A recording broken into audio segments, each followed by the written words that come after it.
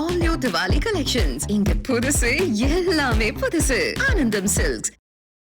ஹரியானா ஜம்மு காஷ்மீருடைய மக்கள் தீர்ப்பு வந்து கொண்டிருக்கிறது. பல சுவாரஸ்யங்கள் உள்ளடக்கியதாக இருக்கிறது இந்த மக்கள் தீர்ப்பு. ஹரியானாவை பொறுத்த வரைக்கும் காங்கிரஸ் பெருவெற்றி பெறும் என்று பெரும்பாலான தேர்தலுக்கு பிந்தைய கருத்து கணிப்புகள் கூறிய நிலையில் பாஜகவுடைய கரங்கள் அங்கே மீண்டும் ஓங்கி இருப்பதை பார்க்கின்றோம். இந்த நிலைமை தொடர்ந்தால் இந்த ஹாஃப்வே மார்க் அவங்க முன்னிலை நிலவரங்களில் கிராஸ் பண்ணியிருக்கிறாங்க. 3ஆம் முறை ஆட்சி அமைக்கக்கூடிய சூழல் பாஜகவுக்கு உருவாகும். ஜம்மு காஷ்மீரில் இந்தியா கூட்டணி ஆட்சி அமைக்கிறது. இது பற்றி தன்னுடைய கருத்துக்களை நம்முடைய பகிர்ந்து கொள்வதற்காக பாஜகவுடைய முன்னாள் மாநில தலைவர் மற்றும் தெலங்கானா முன்னாள் ஆளுநர் டாக்டர் தமிழிசை சவுந்தரராஜன் அவர்கள் நம்மோடு இணைகிறார்கள். டாக்டர் வணக்கம். வணக்கம் டாக்டர். ஹரியானால இது உங்களுக்கு சர்ப்ரைசிங்கா இருக்கா இல்ல எதிர்பார்த்ததா? எதிர்பார்த்ததுதான்.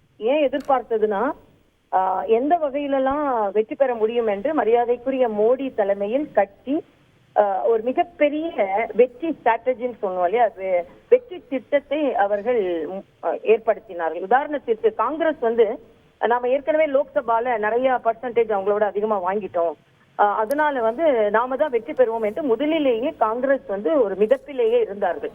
ஆனால் பாஜகவை பொறுத்த மட்டில் எந்தெந்த வகையிலெல்லாம் 3வது முறையும் நாம் கைப்பற்ற வேண்டும், எங்கெல்லாம் தவறுகள் நடந்தது, அந்த தவறுகளை எப்படி சரி செய்வது என்பதை ஒரு முழு வெற்றி திட்டமாகவே வகுத்து அது மரியாதைக்குரிய பாரத பிரதமர் அவர்களுக்கு இது முழு வெற்றியை நாங்கள் சமர்ப்பிக்கிறோம்.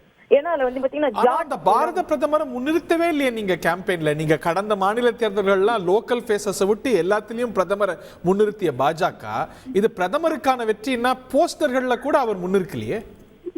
அது லோக்கல் லீடர்ஸ் தான். இது அசெம்பிளி எலெக்ஷன் இல்லையா? அசெம்பிளி எலெக்ஷன்ல கூட முன்னாடி நீங்க எப்படி அவரை முன்னிறுத்திருக்கீங்கன்னு பார்த்திருக்கோம். There is a stark comparison. இல்ல இதுல நீங்க பல பத்திரிகைகளின் அனாலிசிஸ பாத்தீங்கன்னா அதுல என்ன சொல்றாங்கன்னா, காங்கிரஸ் நம்பியது வெற்றி பெறுவோம் என்று. அங்க உள்ள லோக்கல் பத்திரிகையாளர்கள் எல்லோருமே காங்கிரஸ் வெற்றி பெறுவோம், நடுநிலையாளர்கள் காங்கிரஸ் வெற்றி பெறுவோம்.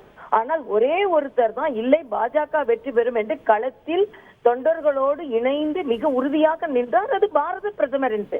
அதனால இதுல நீங்க அவர் பெருந்தன்மையோடு அங்க உள்ள லோக்கல் லீடர்ஸோட படம் இருக்கட்டும், ஆம் ஆத்மியோட மக்களோட படம் அதுல அதிகமா இடம்பெற்றது. நான் மக்களுக்கான பிரதமர் என்பதை அவர் வலியுறுத்தியது மட்டுமல்ல. ஆம் ஆத்மி உங்களுக்கு ரொம்ப கை கொடுத்துச்சோ? இல்ல, ஆம் ஆத்மி நான் சொல்றேன், ஆம் ஆத்மி மக்கள்.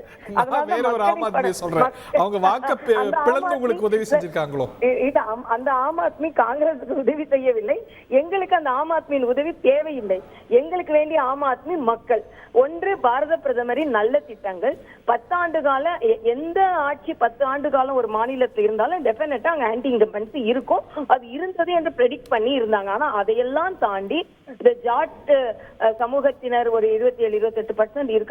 அதையும் தாண்டி அதுக்கு அடுத்த மற்ற பல இனங்கள், குறிப்பா ஏதோ நம்ம பட்டியலின மக்கள் பாஜகவிற்கு வாக்களிக்க மாட்டார்கள் என்று பரவலாக தமிழகத்தில் பேசப்படுகிறது. ஆனா இன்னைக்கு பட்டியலின மக்கள் மிகப்பெரிய ஆதரவை அங்கே தந்திருக்கிறார்கள். அது மட்டுமல்ல, போல் ஸ்ட்ராட்டஜின்னு சொல்வோம்ல, இதுல பாஜக மிகப்பெரிய வெற்றியை பெற்று இருக்கிறது. ஏன்னா 2 இடங்கள், ஒன்னு இண்டஸ்ட்ரியல் காரிடார் அப்படின்னு சொல்லுவோம், ஒன்னு சதர்ன் ஏரியான்னு சொல்லுவோம். அந்த சதர்ன் ஏரியால டாமினேட்டட் பை யாதவ். இந்த இண்டஸ்ட்ரியல் காரிடார்ல நான் ஜாட் இருக்கிறாங்க, இண்டஸ்ட்ரியல் லேபரர்ஸ் இருக்கிறாங்க, தலித் மக்கள் இருக்கிறாங்க. ஆக ரீஜனலா போய் அவர்களுக்கு என்ன என்று பார்த்து மத்திய அரசின் திட்டங்கள், மாநில அரசு என்ன தவறு செய்து அதை எடுத்து கூறி, ஆக இந்த அளவிற்கு போல் ஸ்ட்ராட்டஜி பண்ணி மக்களின் நம்பிக்கை பெற்று வெற்றி பெற்று இருக்கிறோம். அது உண்மையும் கூட. நம்ம போல் ஸ்ட்ராட்டஜி பண்ணா கூட மக்களுக்கு நம்பிக்கை இல்லைன்னா வெற்றி கிடைக்காது. ஆனா வெற்றி பெற்று இந்த முடிவுகளை நம்பல. எலெக்ஷன் கமிஷனும் நீங்களும் சேர்ந்து ஏதோ விளையாடுறீங்க, இன்னும் போல்ஸ் ரிசல்ட்ஸ் சரியா வெளியிட மாட்டேங்கிறீங்க, அட்மினிஸ்ட்ரேஷனுக்கு பிரஷர் கொடுக்குறீங்க, எலெக்ஷன் கமிஷனும் நீங்களும் ஏதோ செய்றீங்கன்னு இன்னமும் சந்தேகப்படுறாங்க, வலுவா சந்தேகப்படுறாங்க. அதுக்கு அவங்க கோர்ட்டுக்கு போகலாம். இதெல்லாம் பப்ளிக் டொமைன்ல தான் இருக்கு, யாரும் எதுவும் செய்ய முடியாது. இது காங்கிரஸோட ஒரு பழக்கம். அவர்கள் வெற்றி பெற்றால் அவர்களுக்கு வாக்கு எந்திரங்கள் மிகச் சரியாக பணியாற்றுகின்றன.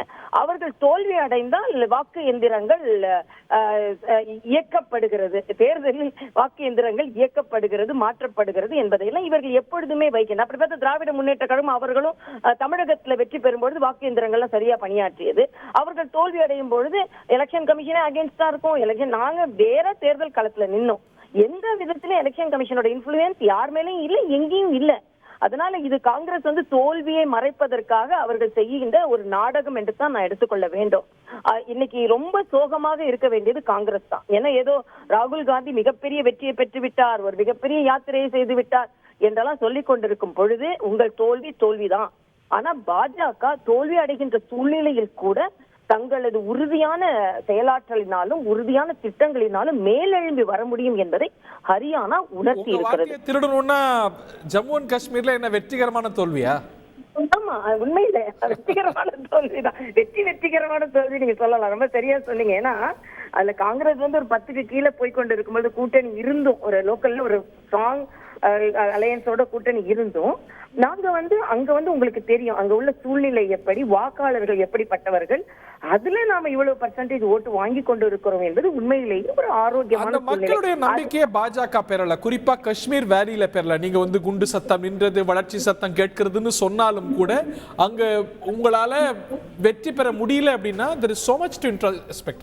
இன்னும் அந்த மக்களுடைய நம்பிக்கையை பத்தி எவ்வளவு தூரம் போயிட்டு இல்ல, இதுல வந்து மரியாதைக்குரிய அமித்ஷா அவர்கள் ஏற்கனவே இதே மாதிரி ஒரு கேள்விக்கு அவர்கள் பதில் சொல்லி இருக்கிறார்கள். மக்களின் நம்பிக்கை பெற்று வருகிற இப்ப தமிழகம் மாறுதான், ஆனா அடிப்படையில் கட்சி அங்க மிகப்பெரிய பலமான கட்சியாக இல்லை.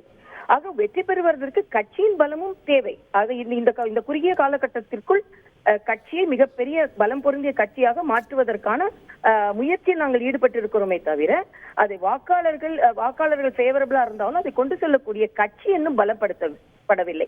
கட்சி பலப்படுத்தப்பட்டவர் ஆர்கனைசேஷன் நாங்க சொல்றீங்களா, ஆர்கனைசேஷன் பவர் தான் எங்களுக்கு ரொம்ப முக்கியமானது. ஏறக்குறைய தமிழகத்துல சில நேரங்களில் எங்களால் வெற்றி பெற முடியாததுக்கு அது வட இந்திய அளவிற்கு ஆர்கனைசேஷன் பவர் எங்களுக்கு இங்க இல்லை என்பதும் ஒரு காரணம் என்பதை நாம் ஒப்புக்கொண்டுதான் ஆக வேண்டும். அப்படிப்பட்ட ஒரு சூழ்நிலை தான். மக்கள் ஃபேவரபிளா இருந்தா கூட அங்கு கட்சியின் பலம் என்று ஒரு இருக்கும் பொழுது அந்த சூழ்நிலையில் அங்கே உள்ள ஒரு மாற்று மதத்தை சார்ந்த வேட்பாளர்கள் வாக்காளர்கள் எல்லாம் இருக்கும் பொழுது இந்த வெற்றி என்பது, நான் ஏற்கனவே நீங்களே மிகச் சரியாக சொல்லியிருந்தீர்கள், இது வெற்றிகரமான தோல்விதான். ஜம்மு காஷ்மீர்ல வெற்றிகரமான தோல்வியோ தோல்விகரமான வெற்றியோ ஒன்றே ஒன்று. இன்று 10 ஆண்டுகள் கழித்து கூடுதல் சுவாரஸ்யத்தை பதிவு செய்யணும். தெலுங்கானால ரிசல்ட் வரும்போது நீங்க இந்த வார்த்தையை முதல்ல சொன்னீங்க, வெற்றிகரமான தோல்வின்னு. அதே மாநிலத்துக்கு கவர்னரா போனீங்க. அந்த வார்த்தை இன்னைக்கும் அரசியல நீடிச்சு நிலைக்குது. பட் இது தேசிய அளவில் என்ன தாக்கத்தை ஏற்படுத்தணும்னு நினைக்கிறீங்க டாக்டர்? இது வந்து ஒருவேளை ரெண்டுத்திலையும் மோசமா தோற்றிருந்தால் ஒரு நேஷனல் கவர்மெண்டோட ஸ்டெபிலிட்டி பற்றி ஒரு கேள்வி எழுப்பியிருக்கும். இன்னொரு பக்கம் இது வந்து எல்லா எலெக்ஷனும் லோக்கலைஸ், இதுக்கும் தேசியத்துக்கும் என்ன சம்பந்தம்னு பார்க்கப்படும். இதனோட நேஷனல் இம்ப்ளிகேஷன் என்ன நினைக்கிறீங்க? இல்ல, நீங்க சொன்னது ரொம்ப சரி. இப்ப ஒருவேளை பின்னடைவை சந்தித்திருந்தால் உடனே எல்லோரும் குதித்திருப்பார்கள். அதாவது இங்க இப்ப இந்த மாதிரி மாநிலத்துல நீங்க தோல்வி அடைந்து விட்டீர்கள், அதனால் உங்களுக்கு மக்களின் ஆதரவு இல்லை என்று. ஆனா இதுல ஒன்றை நீங்க கவனிக்கணும். பாராளுமன்றத்தில் கிடைத்த சதவீதத்தை விட காங்கிரஸ் குறைந்த சதவீதத்தை ஹரியானாவில் பெற்றுக் கொண்டிருக்கிறது.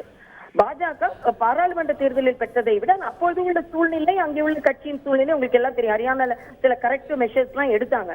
பாஜகவில் உள்ள ஒரு மிகப்பெரிய பலம் என்ன என்றால், ஏதாவது தவறு நடந்த, இப்ப நீங்க காங்கிரஸ்ல பாத்தீங்கன்னா இந்த உட்கட்சி பூசல், அங்க உள்ள ஹூடா அவர்களுக்கும் அந்த சைலஜா அவர்களுக்கும் ஒரு மிகப்பெரிய, இப்ப யார் முதலமைச்சர் அளவுக்கு பேச ஆரம்பிச்சுட்டாங்க.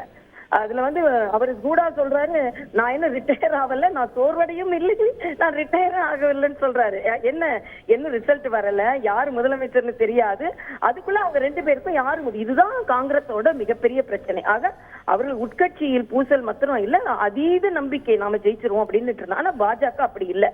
நாங்க வெற்றி பெறுவதற்கான நாங்கள் முயற்சியை மேற்கொள்ளும் என்று கடுமையாக பிரதமர் உழைத்ததை போலவே அத்தனை தொண்டர்களும் உழைத்தார்கள். போல் ஸ்ட்ராட்டஜி பண்ணாங்க.